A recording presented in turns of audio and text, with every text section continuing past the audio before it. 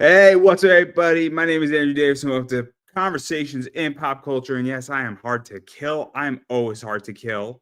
And I do have a guest with me today, as I always do. But before I introduce my guest, I do want to remind everybody that this episode is brought to you over by my friends at PocketJackComics.com.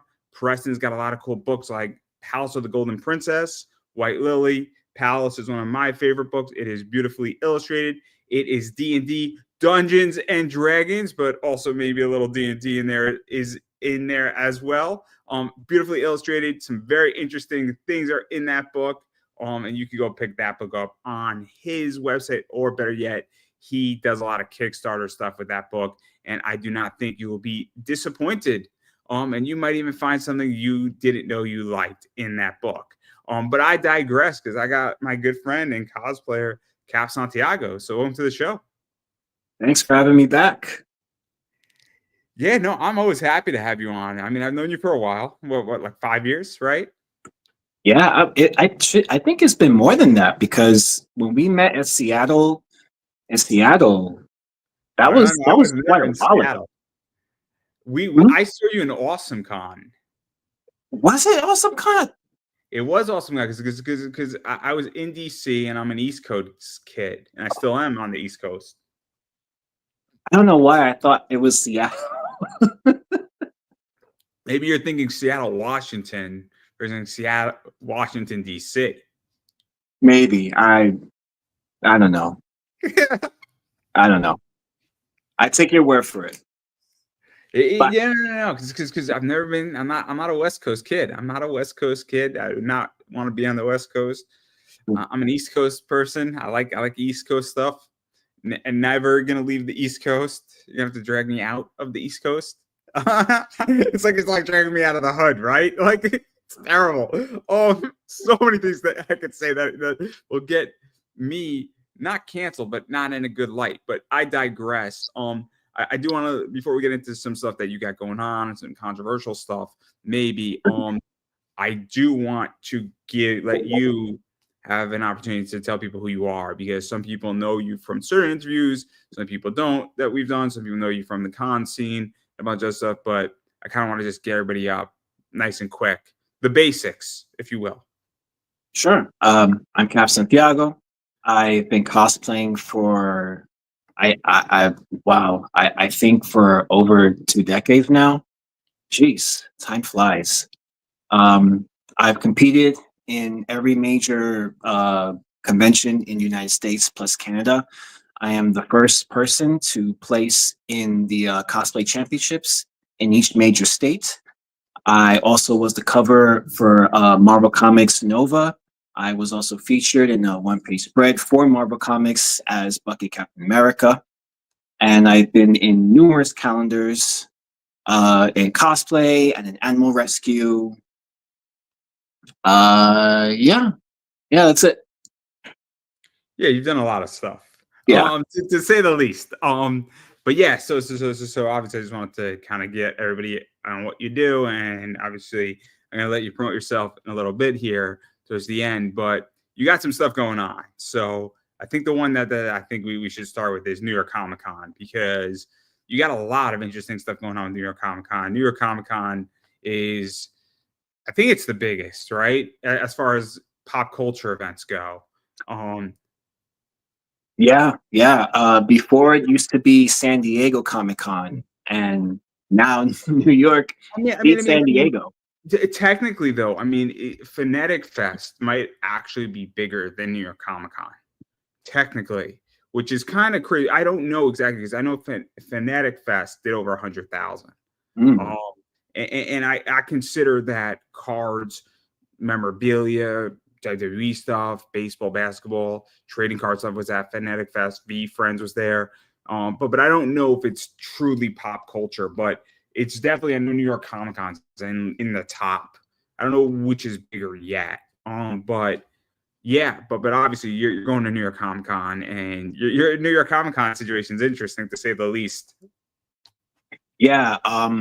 Well, here's a fun fact for you. I've been to every New York Comic Con since day one. I mean, day one. I used to go when it was Big AppleCon before the Mafia took over the Javits Center, and then it got shut down for a while, and then New York Comic Con came back, and I went every year, every stinking year. Not stinking year, but I went every year. So I've been going to New York Comic Con. Um, Even if I wasn't cosplaying or if I had nothing going on, I would still find a reason to go to New York Comic Con. Um, but what's most exciting is this year, Geek and Meat, the brand I run, is going to be coming back to New York Comic Con to do some events. The one event that I'm very, very excited about, and which actually got me fired from my previous job, was Swag Swap.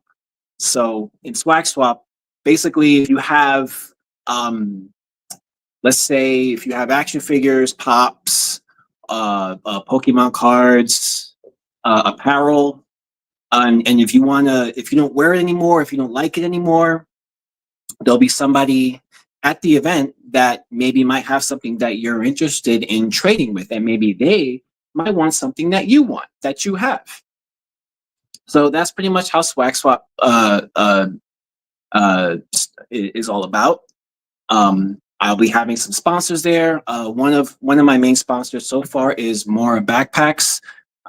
She makes custom backpacks here in the USA, and they're reversible and they're very versatile. And she'll be talking more about that when we raffle off one of her backpacks with a bunch of goodies in it at each show that we're doing. So we're doing New York Comic Con, and we're doing Anime NYC as well. And we're doing Tropicon, which is happening in 2 weeks as well in Long Island.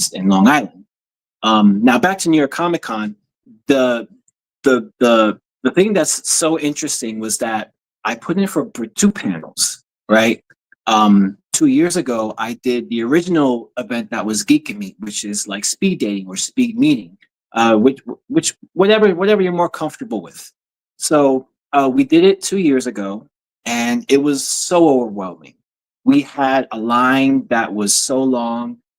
We had to turn people away. There were people upset, disappointed, and I felt really bad about it. But the thing is, we can only work with what New York Comic Con gives us, and that's timing and the constraints of actually having a table to get people to sign up prior, so then we can actually do a count of how many people we can have, how many minutes we have possible, so that we can make sure everybody talks to everyone at the speed date. They only gave us 45 minutes, and we had well over maybe 50, 60 people each day that wanted to participate. And unfortunately, we had to turn down most of them away because we were only able to put maybe 15 people at most, so that everybody had enough time to talk to everybody.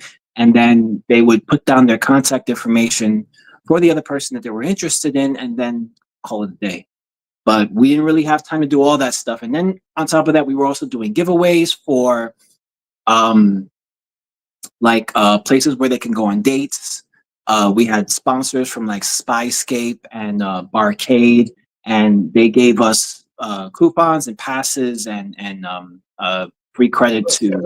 Let's talk about this because obviously I got rejected from speed dating, not because I did anything wrong, but because you got to sign up quick. And what winds up happening is that, for those who don't know, when you go on speed dating things, the guy spots tend to fill up faster than the women's spots. For obvious reasons. You know, it just happens that way most of the time. Not all the time, but most of the time. And a lot of times it's a little bit mismatched. For good reason. It's usually not. There's usually more guys than girls. Usually. And when you're running one of these things, you got to be real careful, because you don't want to have 20 guys and 10 girls. It's just not going to work.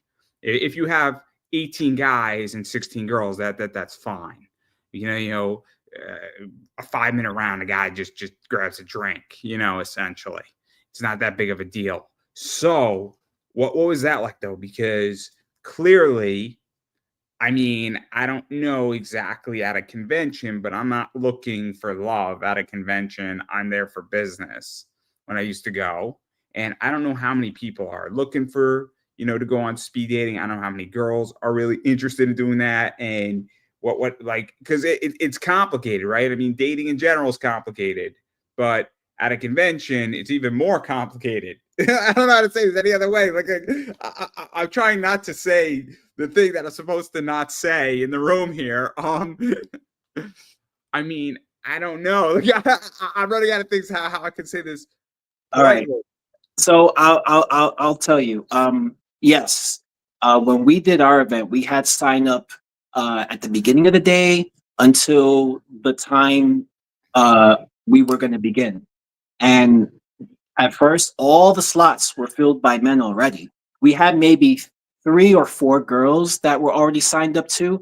But once we had all the slots for the men filled out and we needed women, it became, go time. So I would go, and one of my the people I worked with, she started like unbuttoning my shirt, trying to, get me to entice some of the women to come and be like, oh, well, maybe there might be guys that look like him, so maybe I will sign up.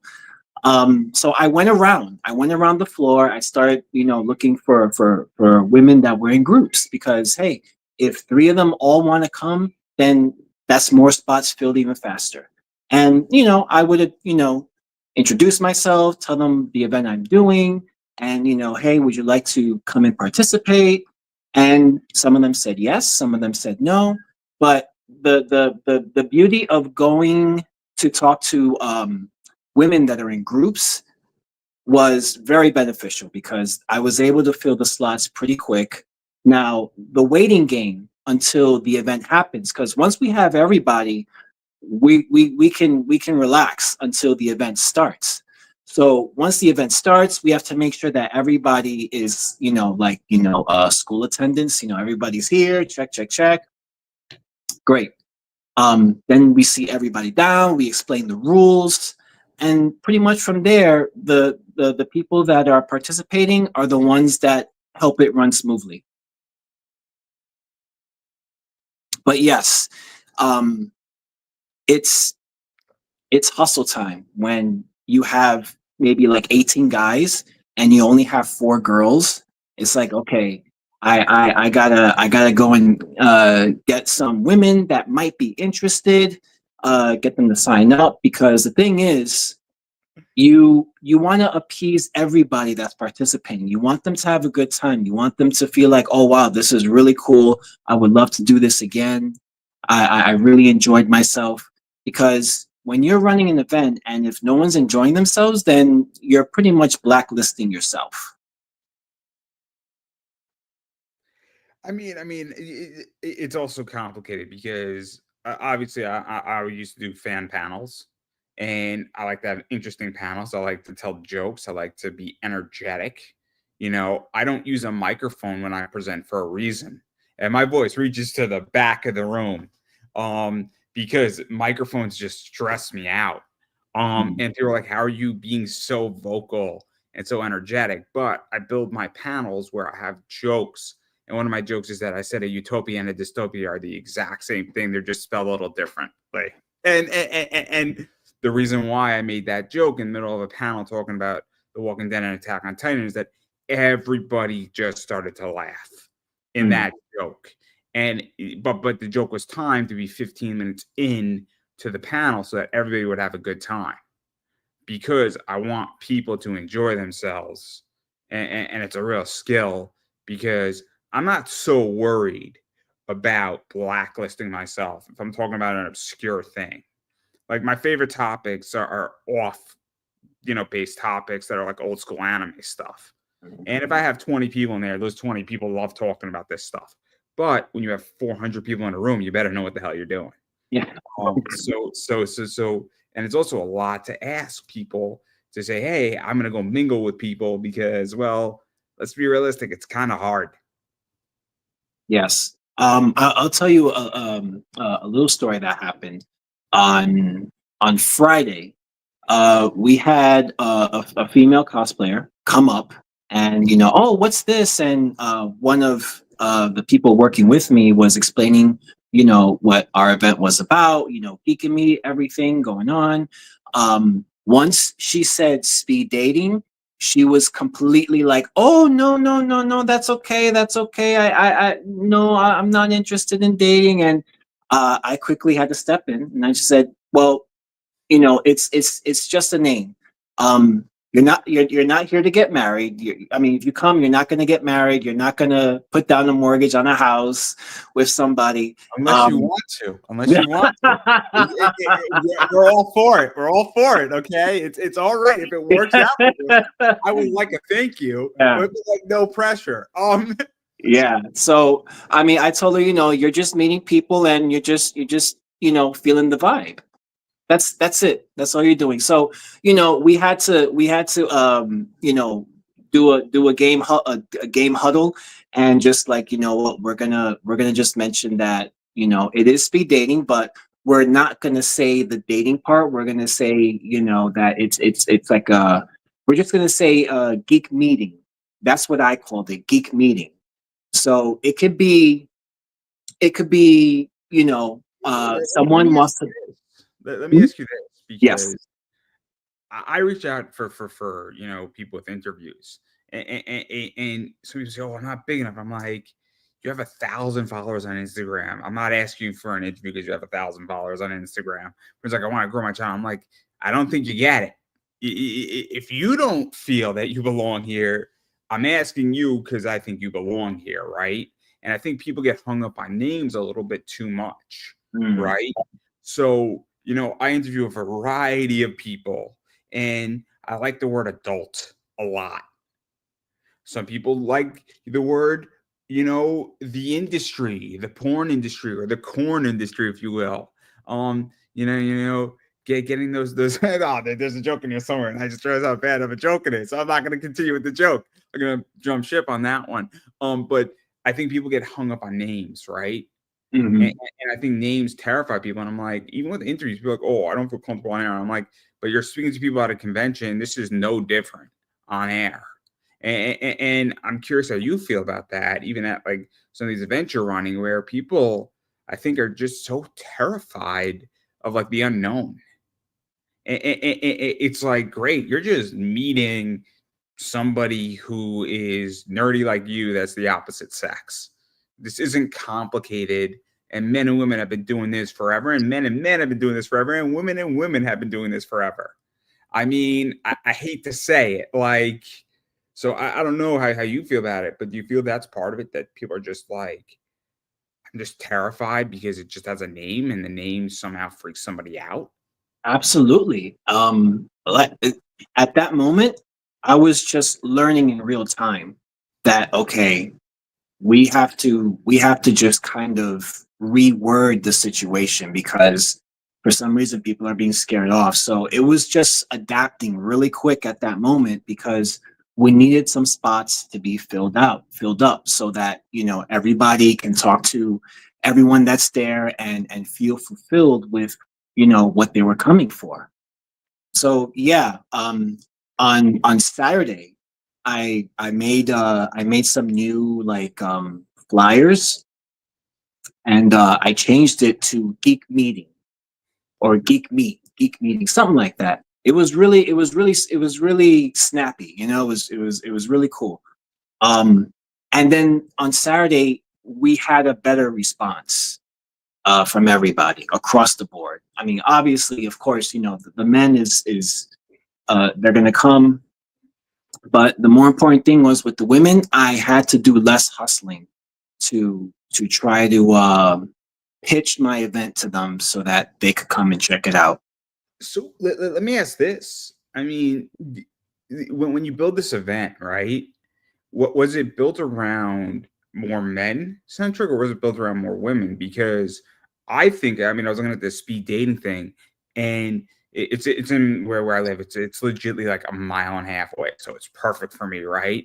I'm just gonna take an Uber there. It's gonna be so easy for me. If it goes to hell, I'll just get the hell out of there. I'll be home, and I'll go watch like a TNA at like 10 o'clock. Like, it's terrible.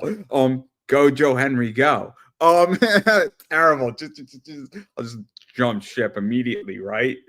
Yeah, I'll be home in like 15 minutes. I'll stop off at Dunkin' Donuts in between. And I'll still get home before Impact starts, but not the point. But like this speed dating thing, from what I looked at it, it was built more around women because men are going to come to this, and I'm curious how you feel about that. I know this is controversial, but like I find that speed dating components typically the ones that I've been to, the ones that have been more built around women first tend to be better because I think So they're the harder one to get than the men. I'll tell you the idea for Geek and Me, it came from a decade ago from sci-fi speed dating. It was huge. I mean, huge. The guy who used to run it, Ryan Glick, he used to go all over the states, every convention, doing sci-fi speed dating. And I remember seeing him a few times, and he had a line for men and women across the board. And I'm talking about huge lines. And it was no effort whatsoever. Everyone came and they signed up. So when I thought about that 10 years ago, which was obviously a different time, it was very different with how men and women can look at this event at a Comic Con and say, "Oh wow, this is pretty cool. You know what? Maybe I might meet somebody, that's really cool and unique, and let me go check it out." I think with today's society, it's a lot different because of COVID and um, maybe their upbringing. So I've definitely it was eye opening There's a to lot of see. factors. There's a lot of factors. I mean, with men, men are getting married later now, and I mean, I have no problem stating this. There's more entertainment. So as a guy, I could pop in, a frozen dinner. That definitely affects, finding a relationship. And I'm gonna say it sounds something, but it used to be 30 years ago. Your wife would cook, right? And men were not we knew how to grill, but a man wasn't like a cook, right? Now food delivery services, a bunch of stuff has increased. There's more entertainment. There's other things that are adult for men and for women too, in many ways. And so a lot of stuff has changed. And also, what I think is that, I mean, I just think that people might also be more skeptical, and they might be, less trusting in society right now. And there's been a lot of reasons why. I mean, a lot of things have happened in the world in the last 30 years that has shifted people's ideologies that make people less or more trusting. And it depends what you've experienced and what you have been through. And I think there's a lot of stuff. Then all of a sudden, it's not so easy to throw yourself out there. And I don't think it's so easy. I think it's harder for women, and I think it's easier for men. But I don't think it's fully easier for men either. I don't, and I think men are very scared of marriage right now. And I've had conversations with people in the adult industry of what they think about men, and their answers are very conservative. Despite being in a very liberal environment, their answers are extremely conservative, Oh, which wow. is mind blowing. It's mind boggling. Their answers, because their answers don't align with their profession, which is mind blowing. But sorry to hijack it and get you canceled. Yeah. But I find this event so interesting because it's perfect for me. like, I wanna meet a nerdy girl.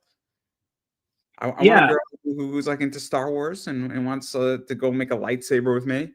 I mean like a lightsaber. I don't mean a baby. I mean a lightsaber. Like us going to Disney in Star Wars World to make lightsabers. Oh my god, that'd be so much fun for our honeymoon. Oh my god, that'd be like the best thing ever.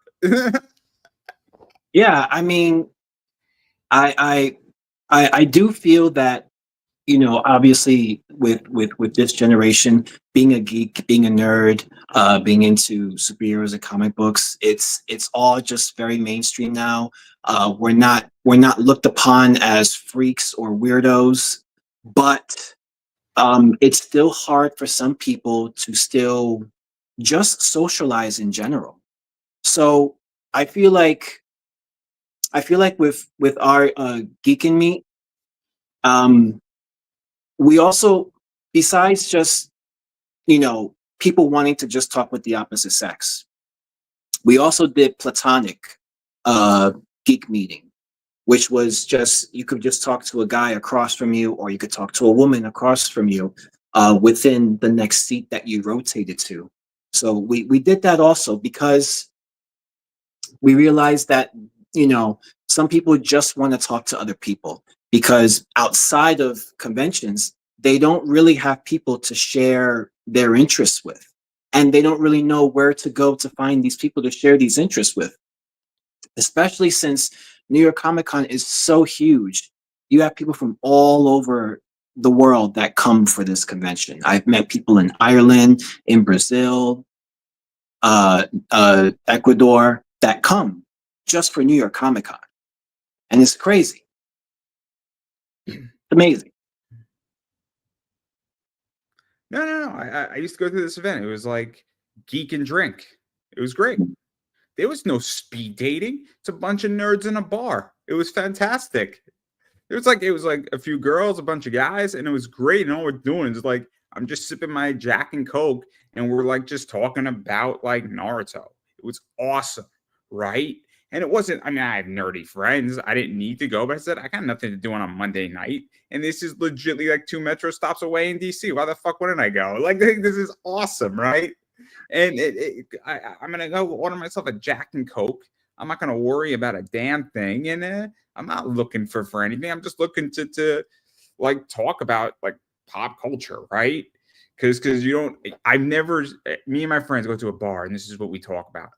We all we do is we'll talk about if we find a particular actress or celebrity attractive, and then we'll come up with something we're talking about like what'd you think of Star Wars Episode 8? Like, while we're getting plastered.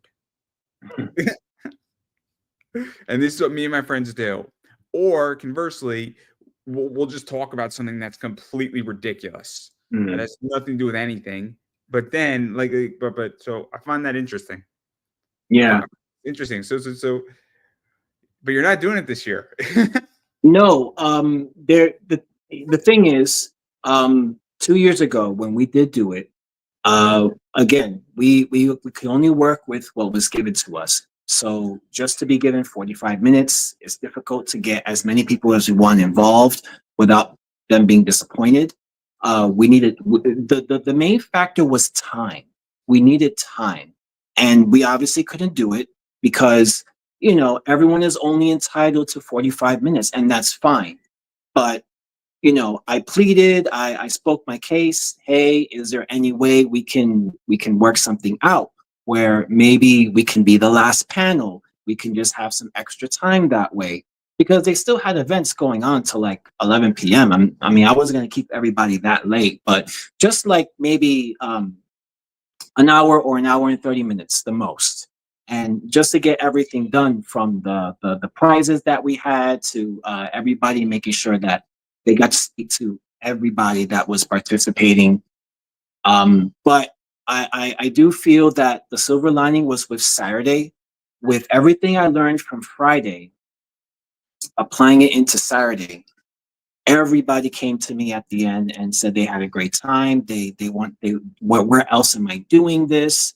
Am I going to any other conventions? So that for me was the accomplishment, was to make sure that everybody that attended was pleased, had fun, and was happy about Let me ask you what they this. came for.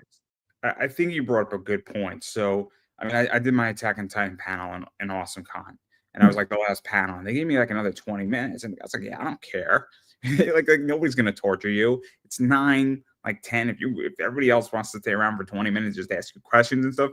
I said, let's go, guys. Everybody want to just continue this conversation? Everybody was into it, right? And it was nice being the last panel, right? So, Mhm. so it was cool that regard.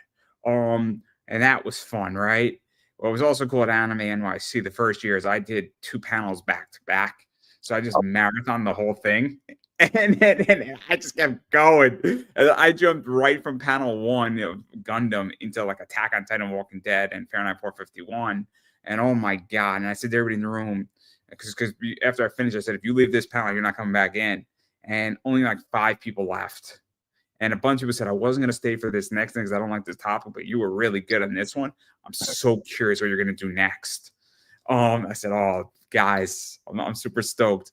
Coolest experience ever and this is one of the best things about public speaking that I've learned is the reason why my second panel was even better than my first panel was I grew with the room because I was already in the room and the rows were just filling up one after another. And then the guy, I said, hey, how's it looking out there? He said, dude, you got something, man. You're going to have a crowd. I said, okay, 100 people, let's go. I'm thrilled. And like the whole room was filled up. I'm like, oh boy. But I mean, do you think, but tabling all that, do you think that New York Comic Con just didn't get that with speed dating, that you need more time? Because the event itself kind of suggests that you kind of need more time. I mean, because this is we were speaking about, and this is my issue with cons, is I say, hey, look, I would like something. Can you guys help me out with something? Can you introduce me? I run a podcast. Can you introduce me to somebody who could be helpful? Can I speak to your director on my show? Anything. And I feel when I was doing this and doing all this stuff at conventions, there was no help provided for me where they just didn't get it.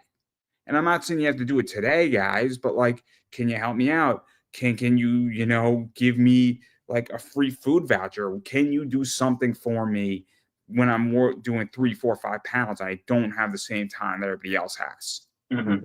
I'm not asking you to cover my hotel room. I'm not asking you to give me money. I'm asking you to throw me a bone. Or is there a way that we could put my panels back to back to back so that I can enjoy parts of the con? Like I've genuinely asked cons this and they don't get it. And I'm wondering if it's just like New York Comic Con or any convention, either they don't get it or they don't understand, or it's just that they're scheduling so much shit that they're like, I don't want to accommodate because this is hell to already do it as it sits. Yeah, I think with the big conventions, there's just so much to manage for sure. So across the board, it's just easier for them to just say, okay, we're going to give this person a panel. It's going to be 45 minutes. We're going to set the schedule like this, boom, boom, boom, and that's it. I feel like with the smaller shows, it's a lot more intimate where you can actually talk to the showrunner, you can email them, they'll respond back to you. I spoke with Peter from Tropicon and he was so helpful. And I thought he was only going to put Swag Swap just for one day, but he gave me Saturday and Sunday for Tropicon. So he sees something with that, and he's been very responsive and definitely, I feel with the smaller shows, it's easier to be more accommodated if you need more time or if you need more seats or a table or whatever. It's so much easier because with the big shows, it's so easy to just miscommunicate one thing and all the dominoes will just fall apart for sure. I mean, what happened with Anime NYC is that somebody needed to move their panel into my second thing. So my first panel was going to be at this time. It's going to be an hour break, and then I was going to have my second panel. And they asked me if I could swap. I said, "Let's go, let's do it, let's go." And I'm like, "This is going to be awesome. I'll just go back to back." And it was actually more beneficial. So if I'm ever to do 2 panels, I'm going to say to a convention, I'm going to say, "Look, put all 3 of my panels in a row, and I'll go for 3 hours." Because it's just going to be so much more efficient for me on every level. Because once I get rolling, that's the thing too about me is that once I get rolling, I'm now coming into my element. It's the same reason why I do 2 or 3 interviews sometimes in a night, because by interview, the first interview is fine. The second interview is better. And that third interview, I'm just flying and I'm on a different level because now I'm in the zone. And like that's how I feel. And I don't think like, and the reason why I bring this up to conventions, I say, look, if you want the most success out of me, we got to run it the way I run success. I'm not like anybody. Other people want breaks between when they speak. I don't. I just want to go. Give me a 3-hour block and just say, Andrew, fill the time. Don't like just give me a 3-hour block, New York Comic Con, and I will blow you out of the water in 3 hours.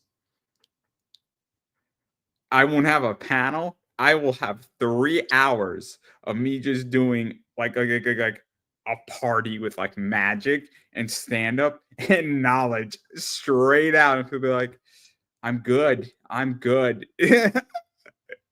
You know what's funny is with New York Comic Con, the panels are all 45 minutes, but with Anime NYC, from what I looked at on the schedule for me, I think I have the room for about 3 hours for a swag swap, which is pretty cool because then, you know, if people leave, people can just come in. So I'm excited about that, and I'm gonna have a lot of stuff to be giving away to people. We're gonna be raffling off some stuff at Tropicon, at New York Comic Con, and at Anime NYC. We're gonna be raffling some stuff off. So if people win something that they don't want, guess what they can do with it? Just swap it with something else that someone else has that they want. That's crazy. No, that's good though. It's like, I mean, again, my issue with Anime NYC was that I had a great 2 panels, and then the next year I applied, and they like went corporate, and I wasn't thrilled with them, and I'm like, you guys were really indie, and I thought you were doing something that was so cool, and then and I wasn't the only one who said this. This has been a fair criticism of them, is that and it changed my opinion, is that half the people who had really successful full panels did not get accepted back. And what all of us said online is, we're like, what the fuck? We delivered amazing content for you guys, and then a lot of us felt hurt. And I'm fine, and I understand this is a business, right? And I understand that your corporate sponsors want time and everything, and I understand that from a business level. But you also got to realize that you've done something where you kind of agitated the core and the base a little bit, and I have no problem speaking about that. No problem speaking about that. No problem about New York Comic Con. No problem about all of this, because again, I think that there is an issue with all of this, and I think the roosters will come home to the roost, or whatever that saying is. I think it's going to come back, and I think it's starting to be honest. Yeah, I've noticed this even with San Diego Comic Con, with New York Comic Con throughout the years. I remember when I went to San Diego Comic Con, a ticket, a badge, whatever, it used to be $75, just $75, and now it's like, you know, $300 Oh, for and a for D the to badge. your house, and a D to your house, and part of your soul. I know somebody that bought a badge for $1,000 on Craigslist for San Diego Comic Con. I was just shocked that she even did that. But I mean, you know, hey, to each his I own. can't If afford this. I can't afford this, and I run a business dealing with a lot of merch right now on my eBay store. Because anybody, not to plug my eBay store, I have $22,000 worth of merch on 100 items in my eBay store right now, and I can't afford to go to New York Comic Con. I can't afford to do that because what, New York Comic Con is what, like 115 or 120 for like a day, or for like 3 days, something around there. no, no, I think for 3 days, New York Comic Con is like $200 now. But let's break this down economically, and feel free to tell me if I'm wrong. It's $200. You got to get to New York Comic Con. So let's say you live in New York City, you're taking a cab, you're taking the subway, fine. If you're taking the subway, what is it, $10 maybe if you're in Brooklyn, maybe 15, if at all that much. No, because if you take a train, it's just 290. Fair enough. I don't live in New York City. It's been a while, so it's $6 round trip. Okay, Yeah, yeah, around, yeah, something like that. Or fine, five. fine. You know where I'm going with this, but I'm gonna outline Yeah, it anyway. You gotta eat. You yeah. gotta. I'm not saying you gotta eat breakfast at the con, and you don't have to eat dinner, but you sure as hell have to eat lunch at some point or something. Great lunch at a con, $30. Okay, 30 You're bucks. right. You're 30 right. bucks for a $5 lunch. Okay, and now, no, but it's the price of doing business. So we're at for day one. Okay, so let's say so far we are at $236. Okay, then you say, I'm not going to the bars after this and going to one of these clubs. Fuck it, I want to go home and sleep in my bed. Okay, so you know what it is. If you're walking around for 9 hours, no offense, I don't want to hang out with a cosplayer in a bar anytime soon after 9 hours at New York Comic Con. I would like to smell, my house and not New Delhi. Sorry, it's a Big Bang joke. Raj says to the FBI agent, please don't send me back to India. It smells like New Delhi. It's but worse than Comic-Con. It's a great joke. But so great. We're at $236. But then there's so much shit to buy, and everything costs some money to do at New York Comic-Con. So you need at least $1,000 to have a good time at New York Comic-Con. And if you go 2 days, you're looking at about minimum 1,600 over 2 days. Let me tell you something. Am I wrong yet? Am I wrong? No, you're not wrong. You're not wrong. Thank you. I was vindicated. I would say that someone that is experienced at going to Comic-Con, they should know by now that impulse buying is not a good thing. I will tell you, with a lot of these major dealers that have tables, you can find what they're selling at the con is maybe $50, and you'll find it on their website or even on Amazon for half that, maybe, or just what, maybe $10 or $15 less. So don't impulse buy. The things you should buy at a convention are the following. Fanatic Fest had exclusive boxes that were like New York themed baseball card boxes. You can't get those on Topps. So they're exclusive to Fanatic Fest, and then a few of them get onto the website, but the likelihood of you getting them on Fanatic Fest a week later, they sell out within 30 seconds hitting the website. So if you're going to that con and you buy that's not an impulse buy. Fair assessment, right? Yes. A convention variant, not an impulse buy. But a variant that's at somebody's table for $100, it depends what variant it is. If you're buying a Frank Miller book from 7 years ago, that's a limited 100. Most likely, it's probably priced somewhat reasonably for considering what it is. But I agree. So when I go to a convention, I have a budget. I have $1,000 in cash. I don't bring a credit card. I bring my debit card everywhere, but I don't use my debit card or my credit card at a convention if it can be avoided. Mm-hmm. Mm-hmm. But I have a list of everything I want to buy, and I follow my list, and then I have $100 miscellaneous fund for fuckery. The last time I was at a convention, I had $1,200. I came home with $300 still left in my wallet. Okay. Which means because somebody wasn't there that I wanted to get an autograph from, but I got everything I wanted and I was ready to pay for all of it, and a bunch of people signed for free. Mm-hmm. They were happy to sign for free. So there you go. But I agree. Impulse buying is horrible at conventions, and I see it. I've saved a lot of money just not saying, oh my God, that looks so cool, I'm gonna just get it, and it's like this, keychain or something, and it's like $20. But I tell that to everybody who comes to me and always tell me, I never really see you buy stuff. I'm like, I buy stuff on Sunday. And that's another thing too. If you buy stuff on Sunday, depending on the table, you can probably haggle your way to, what, can I get this, instead of 15, can I get it for 12?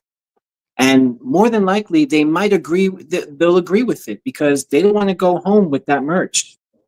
They want to go home with. I'll one up you. You ever go to a table on Friday? So it's cool, and the statue's 45 or 50. That table on Sunday, if the statue is still around, it's $40. Because the dealer, every item the dealer doesn't have to pack back home is good. It means they have to make one less trip. So if they have, if they're putting out 12 statues they brought and they have to carry home 10 of them, that means they have to make 2 trips. If they have to carry home 6 of them, that fits in 1 crate, not 2. So that's 1 less trip they have to make, and they just want to get the fuck out of there. So all of a sudden they're willing to take less. And then sometimes you say, look, I want all of this. So I want these 3 things you got over here. Would you do 30 instead of 35? And so he's like, yeah, I'll do 30 on that.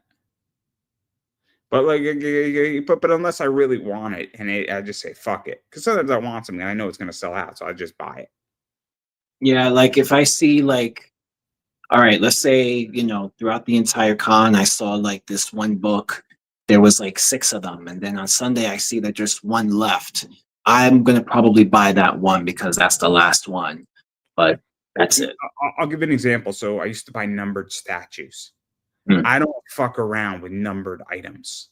So if a comic book or a statue is numbered, I'm going to buy it because there's only so many of them out there.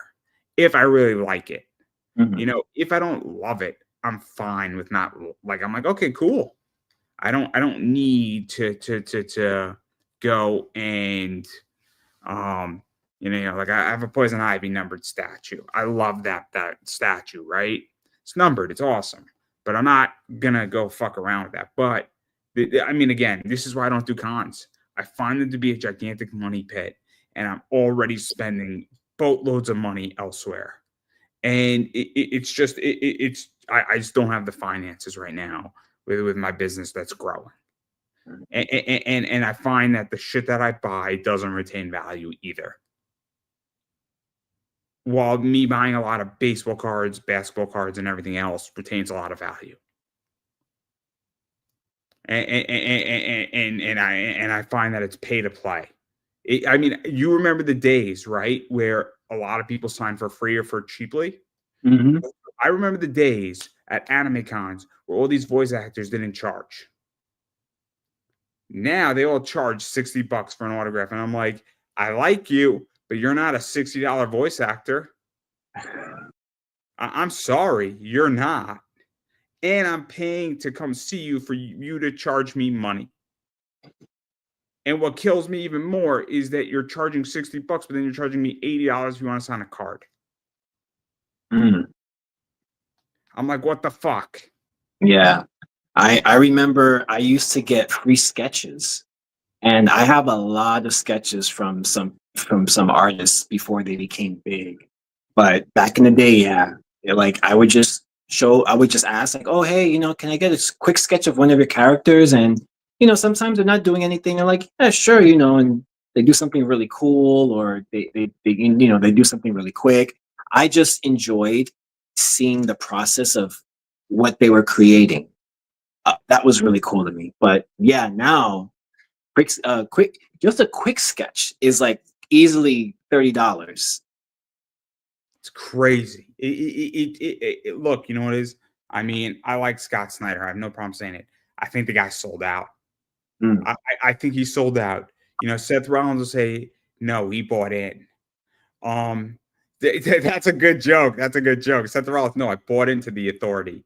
No. But in many ways, Scott has sold out. You look at what he charges, $10 for a raw signature. Are you out of your fucking mind, dude? And like, I think somebody has to sit him down and be like, you're the guy who says, I love indie comics. You're the guy who says, I love this. And then you're out there on that tree, but then you created Black Jacket Press. You're doing all this stuff. You're doing all this stuff with DC. And then it's like $20 for this, for getting graded, or 30 for graded, 50 for this book, like 118, like 118, so 818. And I'm like, when did you sell out, bro? You were the guy who was like, I love indie comics and I want to support comics. Shit, you're charging everybody and nickeling and diming your fan. And nobody has the balls to say it, but I will. Because I think I have the moral argument and I think I have the factual argument. And I don't think he's the only one who sold out. I think all of these people to some degree said, I love comics and that they love this shit, but then they sell out. I don't sell out. I've turned down sponsors that I thought were harmful to my audience. I turned down money that would have set me up for probably the next 5 years because I didn't want to be sponsored by those people. And that's my issue with all of this. Yeah. It's a genuine issue, and I just feel that nobody's seeing it, or nobody has the balls to say it, or nobody wants to. Because let's be realistic, how many people can actually say what they want to say without consequences? I, Yeah. I'm I'm beholden to nobody. I'm beholden to nobody because I can go and I can leave comics right now, and I won't look back. I am beholden to nobody in this sector. I mean, If you and that's where what separates the people is if you're a real Snyder fan, and if that's what you want to do and spend that money and everything, get the all bells and whistles. I mean, go ahead and go for it if that's what you desire. Other people just don't see it that way, and that's fine too. I mean, look, I've seen the evolution, right? Hmm. There's no question about the facts of what it looks like, right? You can do whatever you want.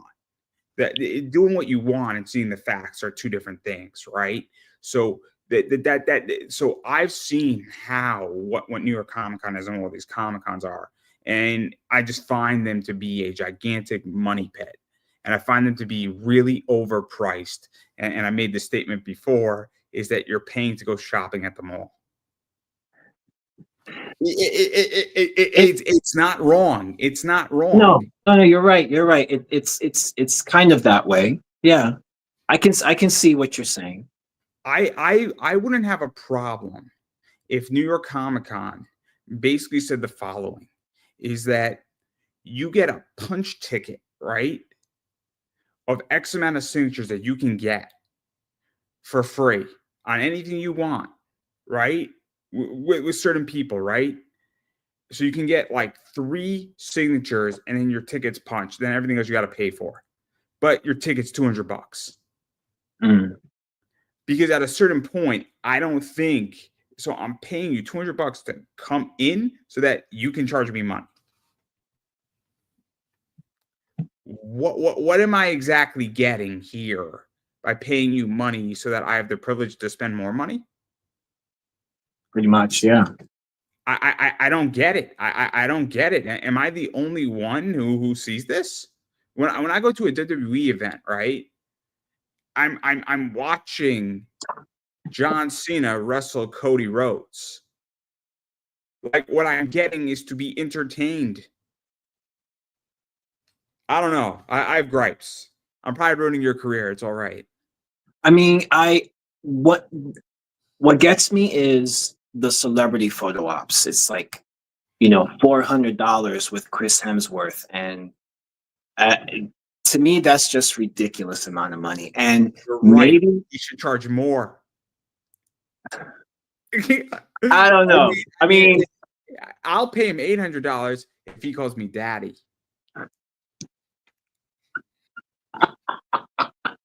But I'll record it this way. I can then go to my girlfriend and be like, "See, Thor thinks I'm daddy. So you calling me Captain America in the bedroom is just not going to work anymore. It'll be well worth the $800. Well worth okay, it. yeah, all right. I'll pay I don't know. 12. That's actually not bad. I actually $800. not now you got me thinking twice about it. No. All jokes aside, though, it's what was it like $1,200 for Henry Cavill? I think so. I forgot what show that was, but yeah, it's a lot of money. I And mean, how much was I mean, what was it? Boston Comic Con paid Sasha Banks like 60 grand to be there on a guarantee. jeez, I don't know about that. If they really paid her that much to be there, I guess I guess they want to make their money back, so that's why they charge as much as they do for these celebrities. But I'll be honest with you, I don't feel like we need that. I don't feel like we need that. Like if someone wants to come to a panel and talk whatever, maybe, take photos with people at the panel or something like that on their way out. Okay, but I just feel like these expensive photo ops, maybe it's just me. Maybe it's just me. I'm pretty sure there's other people that feel the same way, but it's just a lot of money. And the thing is, we made these people by going to see their movie. I feel like if we're gonna have a photo op, it shouldn't have to be $400. I mean, I'm happy paying 50 the most. And This is what it's becoming, and this is where we get controversial. There gets a point where something is way too expensive. At this point, I mean, look, I bought expensive cards. I mean, I have a Page Bucher card that I bought $550 for a limited five, right? But I look at Panini. Panini charges for a Page Bucher auto like a five of hers on a particular card that's Panini Instant, like $800. And my response to Panini is like, you're making it so that I can't buy that card and flip it. You're taking, and I understand there's an element of that where great, I can't flip it and make money doing it. Fine, but how many fucking people can afford an $800 fucking card? We talk about this, right? And it's like, I mean, I can afford an $800 card if I wanted it badly enough. I wanted to move around a lot of money, but I'm running a fucking business. And I mean, I make way more money on my business than I do at my day job, or I used to, obviously. For those who don't know, I got laid off from my job. Very, very complicated issue a few months ago. Life's hard, but it's this issue where I was making 60 G's at my job. Like, how the fuck can I afford New York Comic Con at 60 grand? And like, this, I think people are significantly priced out of this shit. And I don't know how people afford it. I don't. And I think it's gotten too high. And I think these people are actually going to kill themselves.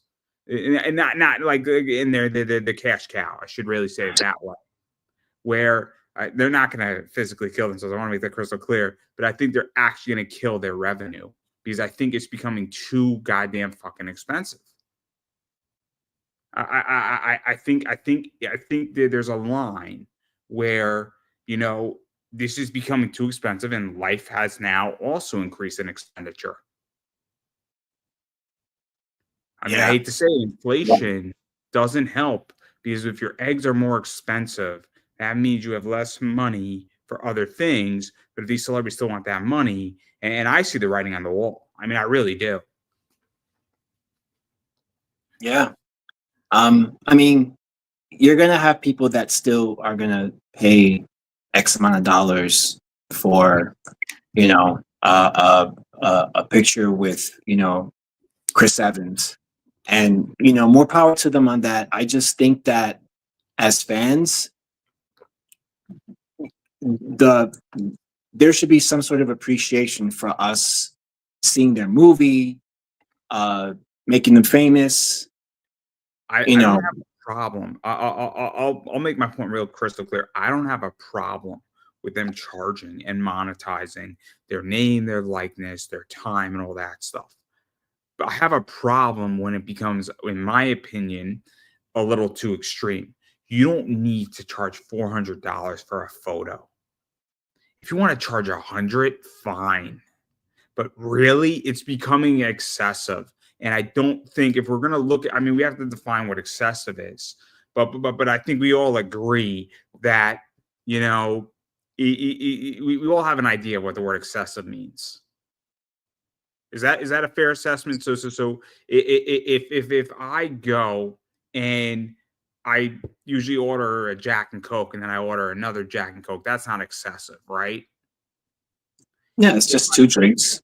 If I order 10 Jack and Cokes, we're probably in excessive territory, depending on what's going on. So I had a lot to drink on SummerSlam with my friends, but nobody was driving, and we bought a 1.75 bottle, and I had probably about 6-7 shots of Jack over the course of, about 8 hours of all of us all just bullshitting and talking. I don't know if that was excessive, because it was in my house and it wasn't expensive. But if I'm at a bar and I'm doing 12 shots of Jack, I might say that's excessive, right? Yeah. But if I do 3, I don't think it's excessive. But that's where and then if we apply this to celebrities, I think 400, 500, $600 with some of these people, I think it's fucking excessive. I think I think Henry Cavill, Gal Gadot, and Ben Affleck were at a convention. I think it was like 400 a piece. None of those 3 need that money. I think 400 200, I think, or maybe it was like 300 a piece. I think 300's pushing it. I think honestly, I mean, you all just made a bunch of movies that did pretty decent. Like, no offense, but I think it's excessive. That's just how I feel. But the free market determines. Absolutely. But we also have these people also selling blurbs on the back of comics too. Did you know that? No. Oh, that's a whole different ball game. That is sick, right? So if you go on Kickstarter, there's all these people who have quotes from people, and what they do is they go around and they hand them their book. They take a picture of holding up their book, and they say, "Oh yeah, this person is bored of my book," and I'm like, "Bullshit." So much shit going on, dude. Like, Wow. like now you see why I'm jaded, right? I see. I'm so jaded because I see all of it. And I'm like, this is ridiculous. I'm sorry. This is what I view it. I view it as a circus, right? And I view it like the fall of Rome. And I'm the only one who's gonna say it. I'm the voice of reason. I need an oracle.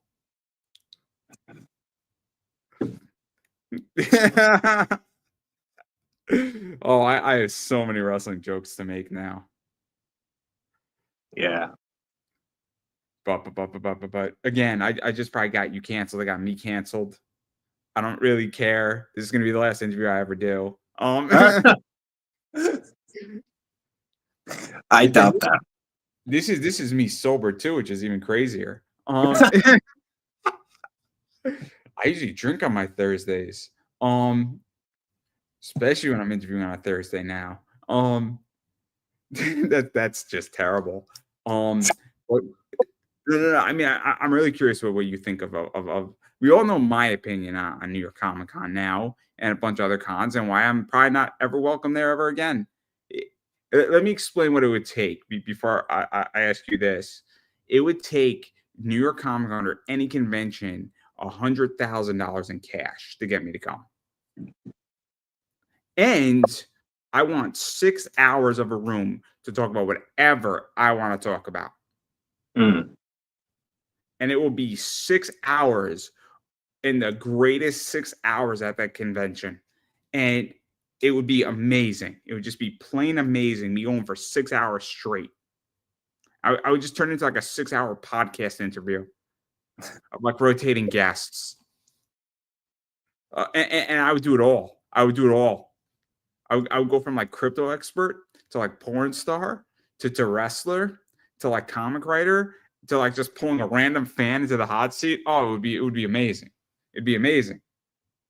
It'd be the 6-hour podcast hour. Super show. That does sound like quite a super show. In a steel cage. Ah! No holds barred. Barbed wire on top of the steel cage. C4 is underneath the ring. Tony Khan will be in Gorilla.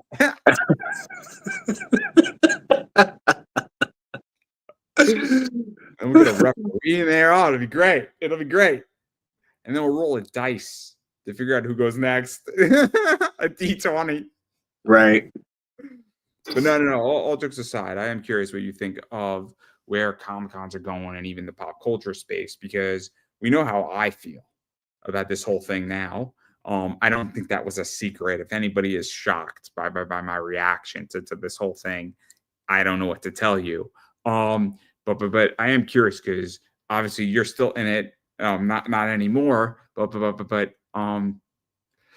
New York Comic Con is probably going to rescind your invitation after this. They see this. I'm so sorry. I'm so sorry. No.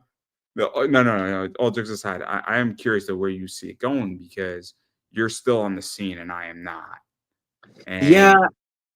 And I mean, I think cons are going to always be around.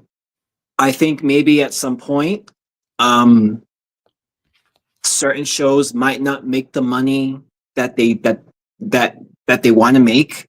They might have to downsize. They might have to be smaller.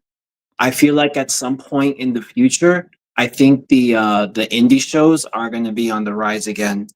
What's funny is last year at New York Comic Con, I spoke to a few artists and writers, and a lot of them were saying that other artists and writers were protesting the big shows because they feel like they're not made for what it's really meant to be for, which is the artists and the writers that bring these stories to life for us to read.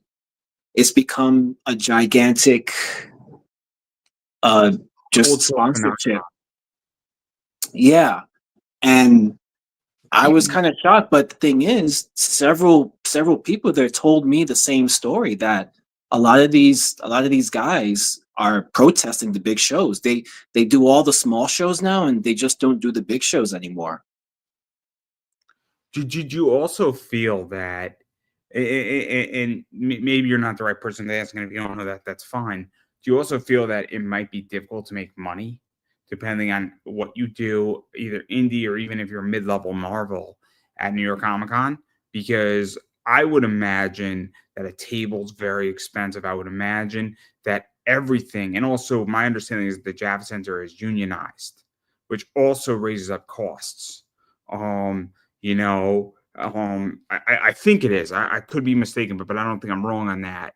Which is something that I think that so if you want to bring something into the Javits Center, with very few exceptions, right? There might be one or two exceptions.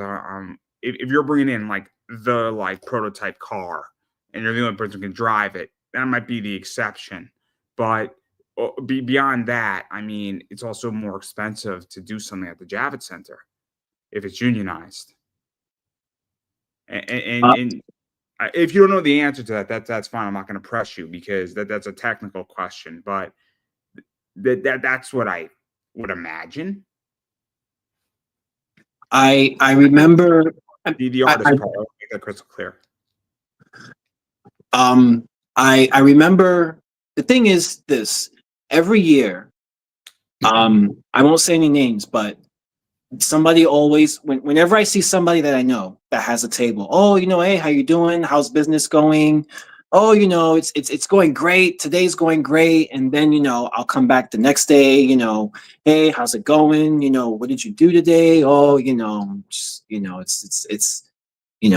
everything's okay. I'm just not selling that much today.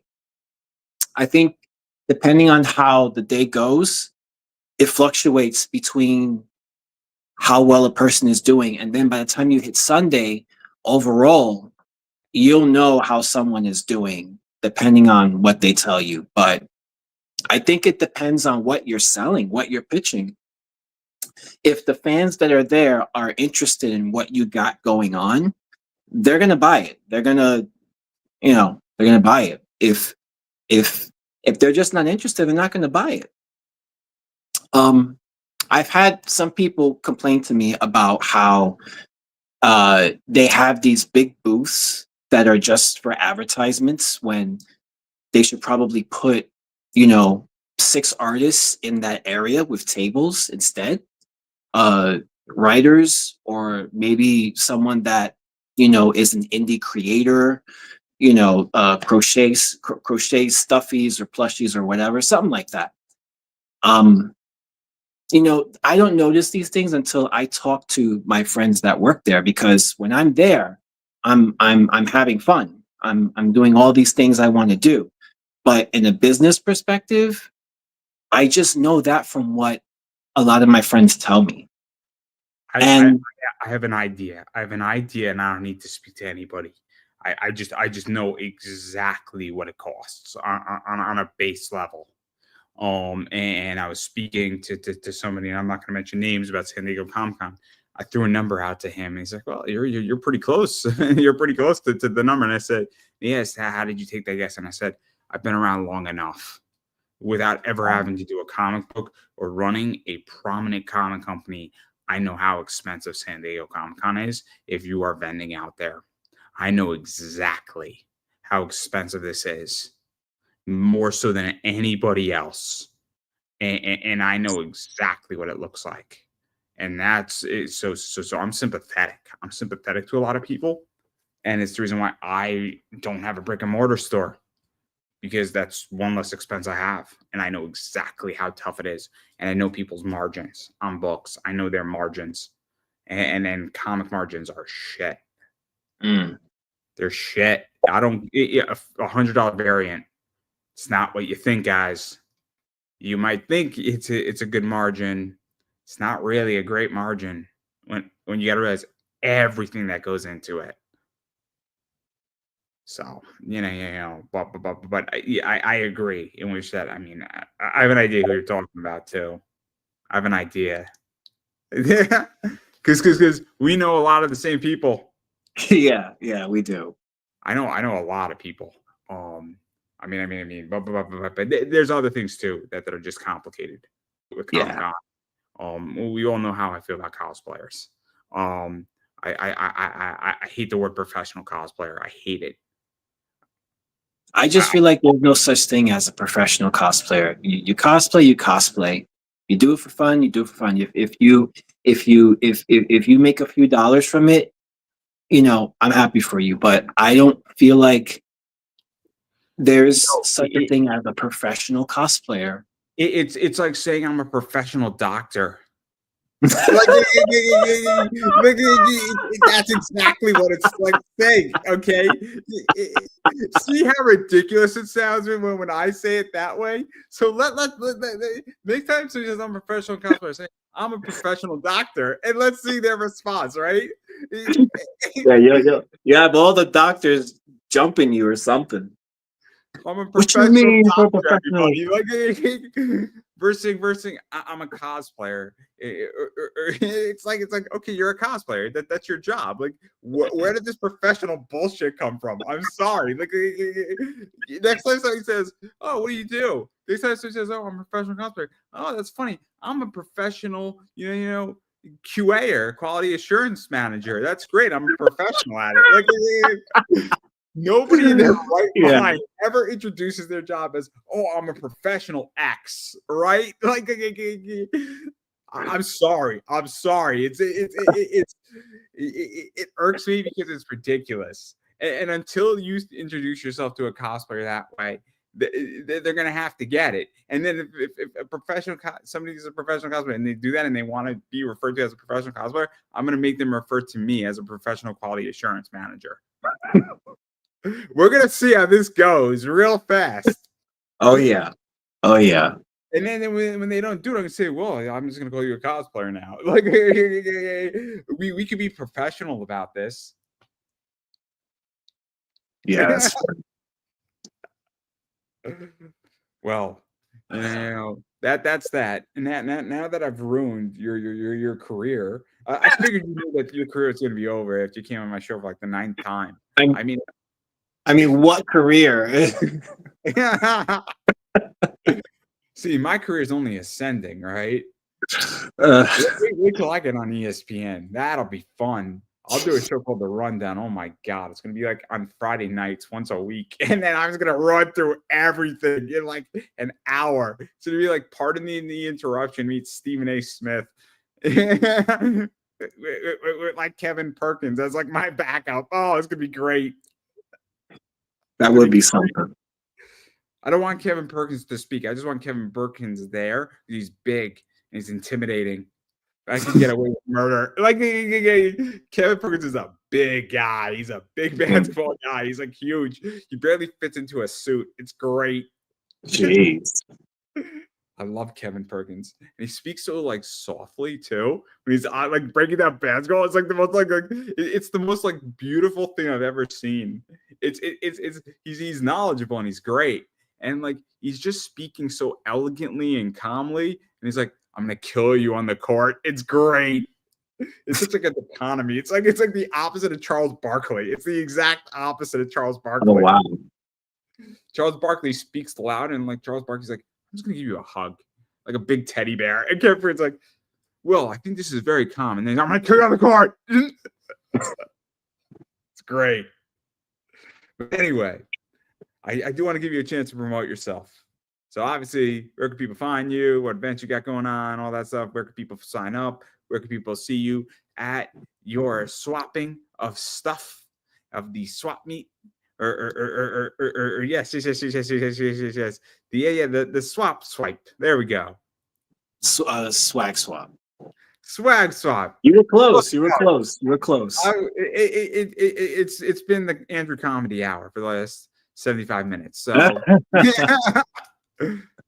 the Andrew Crying Hour is next.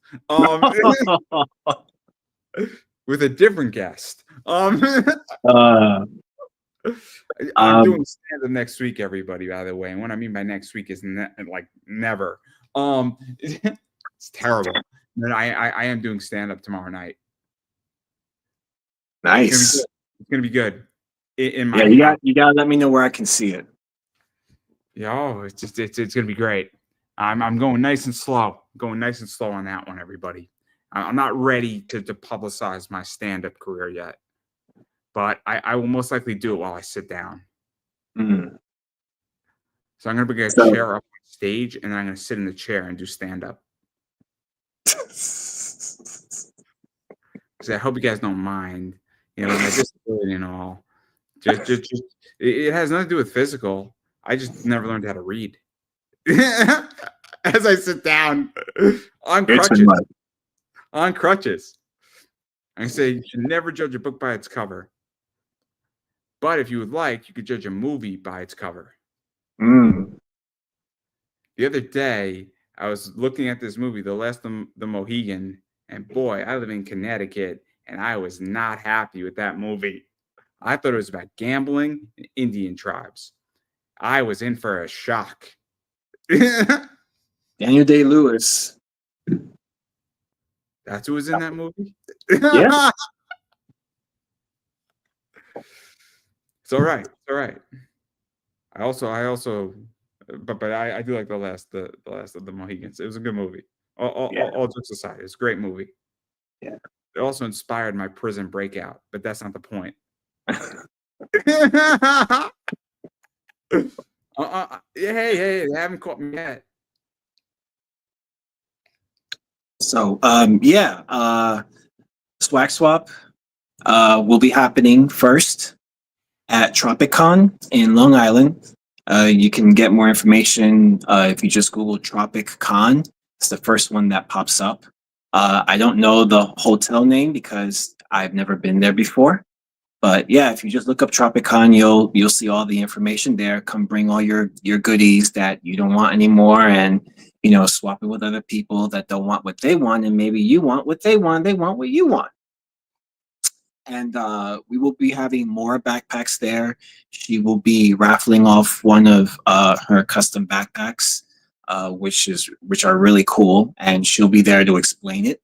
And there's going to be a lot of goodies inside it. We don't know what's going to be in it, but when you open it, we'll be just as surprised as you are. Then our next stop is going to be Anime NYC. So same thing, Swag Swap. We're going to be there. The same rules apply. Bring your game, bring it all. And then after that, we are going to be at New York Comic Con doing Swag Swap as well. And as far as I know, that's all the shows we're doing at the moment. And just stay tuned to Geek and Meet, GEEKNMEET on Instagram for any other events that we're doing. And you can check out more backpacks, MORA, backpacks, all one word. And then there's moi, Cap Santiago, CAP dash, or is it, no, I think it's CAP dot Santiago, SANTIAGO. it's no longer Dash because I got hacked. So I had to do a new Instagram. So it's Cap Santiago. Oh, yeah, that hack was fun. I think you got hacked on Facebook too, right? No, just on Instagram, and that really pissed me off because I lost everything. I got hacked on Instagram. It wasn't fun. It wasn't fun. I know the feeling. It was not fun. Feels weird. You feel violated. Yeah. I just hated that they were messaging all my friends like, "Hey, crypto this and crypto that," and like, man. I got one of those from you. I'm like, Mhm. what's up, bro? I'm glad you joined the Bitcoin club. Got any advice for me? I said, yo, dude, I messaged you back on that. I said, oh, dude, you buy some Solana? I mean, I was engaging. I No. was giving them all the good crypto advice. Well, I hope you didn't listen to whoever that was, because I said, what, you really want to recommend this altcoin? Dude, I got 20 other ones. I got it better for you. Like, I was giving them advice. All the good stuff. No, I mean, you didn't know I'm into crypto for real? I'm a big crypto guy. nice. They were messaging me. I'm like, dude, what the fuck? This is really bad advice. I got better advice for you. And I'm wondering if they took it. Like, I'm now really curious. Like, I should follow up. It's terrible. It's terrible. Yeah. I'm like, dude, you want to go with this altcoin? What the hell? This is a really bad one. You don't know this project. What about this and DeFi this? And they got this really thing with real estate over here. And I'm pretty sure the person was like, I should probably not speak to this person ever again. I was so excited to engage. I knew it wasn't you. That's why I was doing it. Like, I thought it was hilarious though, because I'm like, the person was like, what the fuck? I messaged the one person in the world who actually knows this, like who I'm trying to scam, who's like gonna scam me. It was great. I could have probably taken like at least 20 Bitcoin from them in like an hour. I wish you did. Oh, I'm not that mean. You know what it is? He hacked me though. Yeah, but I'm not that mean. I'm just not. It's like the code. I don't hack people's wallets. My wallet got hacked, and I lost like $300 of Ethereum, and I was upset. Like, I don't screw with people's money on like Bitcoin and shit. Like, I just don't do that. Like, it doesn't. I believe in karma, and I believe in crypto karma. So I'm not gonna go steal somebody's wallet in a crypto position because I wouldn't want to do that to me, right? So Okay. I just don't play in that area and do that shit. Because also the other thing is that a lot of people have been killed over this. And all you got to do is type in cryptocurrency murders on YouTube and you'll go down a rabbit hole for the next week. Ay. But anyway, that I don't want to get into that. That's like another 5-hour conversation. Fascinating though, absolutely fascinating. Pour yourself some whiskey on your Friday night, and you're good for like 6-7 hours on YouTube, man. Best fucking whiskey YouTube night. If the girl's out of town, and you don't want to be like terrified, and you don't want to wake up and hear a creak in your thing and think, oh my god, somebody's in my house. Crypto murders are the best. They're not. You're. It's fascinating, but not scary. It's I'm nice. taking notes. Yeah, oh, absolutely. See, this way you're like, is somebody in my house downstairs? I'm getting my baseball bat. Like, it's not that, right?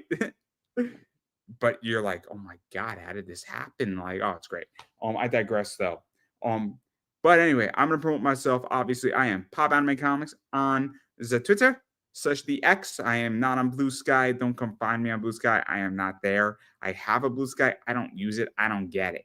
I have Pop Anime Comics on the gram or the Instagram, as the cool kids are saying it now. Who knew? I am Pop Anime Comics on Facebook. You can find me there too. I am Pop Anime Comics on our graciously saved TikTok by our gracious president, who single-handedly saved TikTok all by himself after nearly destroying TikTok. Very happy about that. I mean, he should be president for at least another 4 terms for that alone. At least. Not all jokes aside, I am Pop Anime Comics on TikTok. find me there. YouTube, Pop Anime Comics. I am right now gearing up to release a lot of content starting in October. So a lot of micro content, some content from I think our first interview is actually the first live interview is coming back from like 5, 6 years ago. So you're all gonna get to see a young Cap Santiago, with early shoot. I don't even know what software I was using back in the day. In like 2020, I think it was. Mm. It was like Skype. It was over Skype. It was crazy. So I'm gonna Oh, be that. That content's being released probably starting in October, along with a lot of other cool content and other stuff from a lot of interesting people. Um, so it's gonna be wild. It's gonna be a wild one. So some of the micro content is people like Barry Yandel, John Grimlin, John Swayze. Who else is in play here? Cherry DeVry, Robin Coffin, Serena Havoc is in play. Um, I think Sarah Richards.